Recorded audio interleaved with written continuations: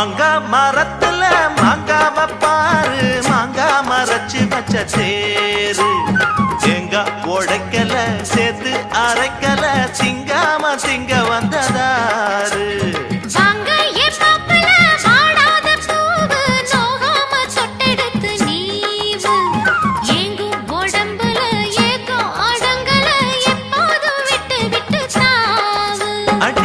மலை காட்டுக்குள்ள சோலை இருக்கு அந்த சோலையில பாடி புள்ள வேலை இருக்கு.